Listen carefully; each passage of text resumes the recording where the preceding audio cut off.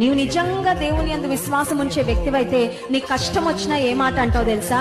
అంతా నా మేలుకే అంటావు. ఈ మాట ఒకసారి చెప్పండి, అంతా నా మేలుకే. హల్లెలూయా.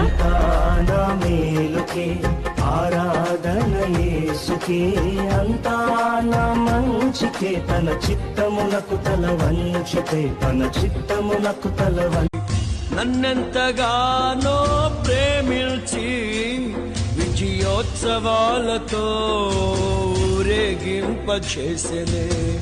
నన్నెంతగానో ప్రేమించి విజయోత్సవాలతో ఊరేగింపచేసెనే. చింతితేనే ధారల కన్నా యేసునామమే మధురం, యేసయ్య సన్నిధినే మరువజాలను.